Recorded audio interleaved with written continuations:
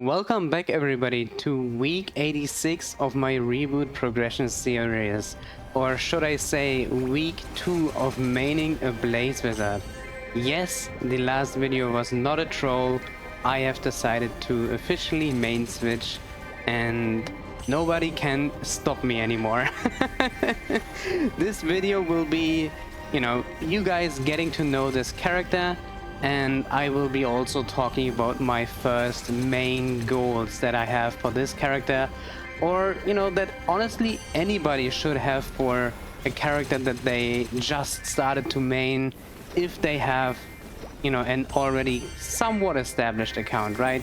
Anyways, this character, along all my other Knights of Cygnus, were supposed to become hard Lotus bossing mules in the future.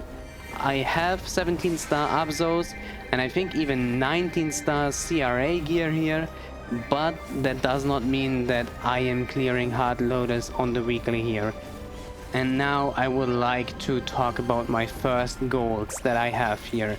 Or honestly, like I initially said, everybody should have when main switching or just starting the account. Maybe, right? Maybe, if you're starting out fresh, there are more granular goals that you want to have, right? For me as well, I could say I should just have the main goal in mind to solo normal Carlos or hard Saren, right? But that's a goal that is so far away from me right now that it would just be demotivating to think about that all the time. Oh yeah, I gotta solo hard Saren as fast as I can, etc. No. I need more granular goals, and for myself, I've decided I have two main goals in mind.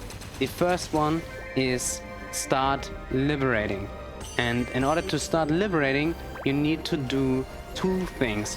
You need to be able to do 5% in hard Vihila, which I can do in 2 to 3 bursts right now, so it's really slow, but I have not actually done it yet, right? I need to find somebody and to trade runs with and actually do the 5% in a real run, and not only in practice mode. So that's gonna be the first part of my major goal, to start liberating. The second part to this is actually being 255, which as you can see, that's already done. I started this character at 251, I think, or just 250 last week, and I'm already 257. So as you can see, I'm on my way to get somewhere. We are moving on up in the world, like I always like to say. So with these 2 points in check, I can make sure, okay, I am progressing my character efficiently, right? I want to progress efficiently, but not to the point where it's not fun, right? At the same time, liberating is fun, and the liberation is always has to be the first main goal that you have to keep in mind when it comes to a newly created character.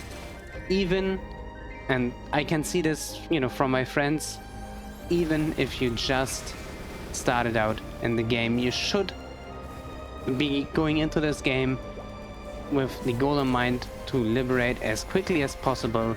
This has changed so much since, I guess, the 6th job release, or around that, I guess, because you become so much stronger so quickly now that it's really feasible for everybody to achieve a quick liberation, or at least a start to the liberation process.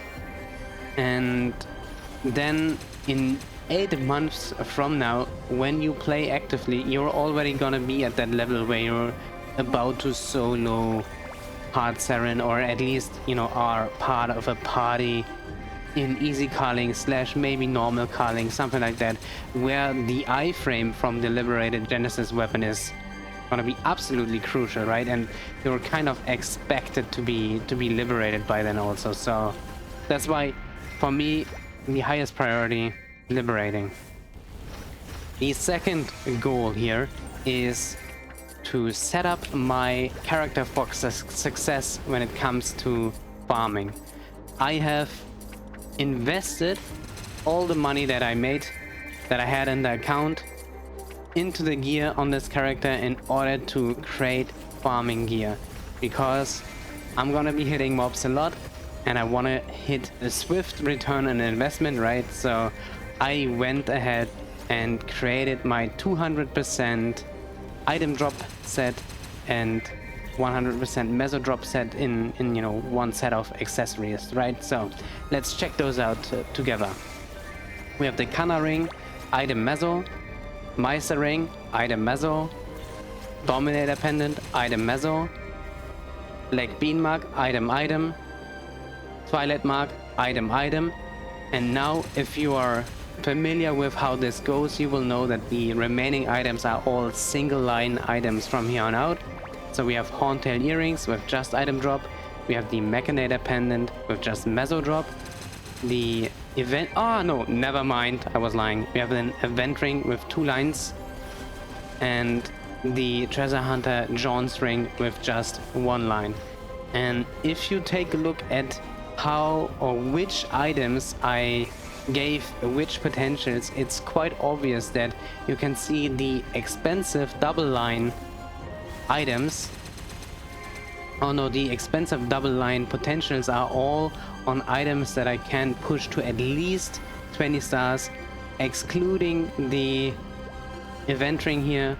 Honestly, I will probably invest into a proper like double drop slime ring as well, but that's gonna be a little bit down the line, right? And from there on out, I think you kind of have to have one item that can't go to 22 stars with a double drop combination on it, right? Because it's otherwise kind of hard to set up, right?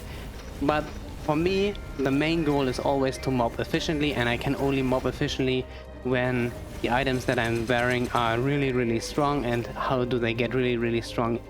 By being star forced up to 20 stars or 22 stars, right? And that's what I've secured myself here with.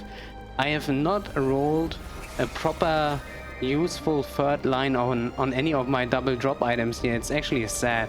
These are like perfect Demon Avenger items, right? We have max HP, Dex, max HP, Dex, and max HP. So somewhere between Bowman and Demon Avenger here. And yeah, for me, this was a huge priority to get this going, right? It's absolutely crucial once I hit 260 for the fragments, but also up until this point, it is absolutely crucial because I want to be getting as many familiars as I can, right? And that's also gonna be the, you know, next topic for this video, because I've been farming a couple of familiars here, and I do remember over a year ago we had this segment in the video where I just opened familiars and we were hoping to hit big, and we usually didn't hit anything. Up until now, I can already give you guys something nice here. I found one familiar that is kinda nice, and it's this one right here with 20% ID. Attacks ignore 20% monster defense. Okay, maybe you would also count this one here because it's a double healing familiar on epic, but you know, it's only small party healing with a normal amount for self, so it's not even like a large healing familiar. So not really good, but kind of okay, right? And then we have a bunch of familiars here that I've all leveled up to epic, but I have not revealed them yet. I mean, oh my god, I'm just seeing this. I really thought I had everything prepared for this, but apparently not. So why don't we just fuse up the last familiar here? Wait, what does it say? Ah, not enough space. Yeah, that was the error message that I was getting there. All right, can we make it to epic in one tap? I hope so. There we go. Dude, it's the tier upgrade from rare to epic is so nice compared to epic to unique, dude. That's just horrendous. And also when it comes to my strategy here for familiars, I think it is a good rule of thumb to do the following. Get 3 boss damage familiars on Epic and only then start making uniques. Or get lucky. That's basically it. So here we have a double healing familiar to allies and party, but both amounts are small. I don't know about that. This is something that I'm going to keep for now because it's, you know, kind of good, but I hope that I don't have to keep that around for long because I'm hoping to hit big as always, right? A friend of mine already got his first boss damage familiar, and yeah. Dude, this system is so toxic, I can't even be happy for anybody else. I gotta be honest. You know, as long as I haven't hit it big, I can't be happy for anybody else. I don't know. I want to, but something inside of me is just like, nice for you, why didn't I hit? And yeah, you can see this is hours and hours and hours of investment here, and we haven't gotten much so far. Oh! Oi, oi, oi. 20%. This is definitely not representative. I think this is like 1 in 300. But ay. This is a good start to this progression. Oh yes, 20% ID, 20% boss, and double healing. Let's go. Ay.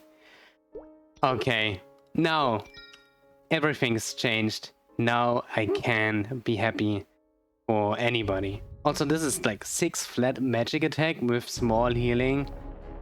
It's not good enough, but yeah, okay. From here on out, if you have hit a good familiar, feel free to post it in the comments. Tell me all about it because I've already hit it 20%. I'm so happy for 1 week of investment getting 1 boss damage familiar. That's just nice. Wow. Let's hope I can, you know, keep this rate up and just do, you know, 20% boss damage in the first week, 20% boss damage in the second week, and then maybe 30% in the third week. That would be awesome, but that's gonna be impossible. Also, this familiar here with 3% attack, 2% dex. That's kinda nice. I would keep this, you know, if it would be magic attack, of course, but it's not. It's not. So, can we hit some more? That would be kinda crazy, to be honest. Maybe I should move locations for the last few familiars. So let's go to Mushroom Shrine, which is gonna be the last topic for this week's episode also, but we're gonna get to that in a second. So where were we? Here. Nope. Okay.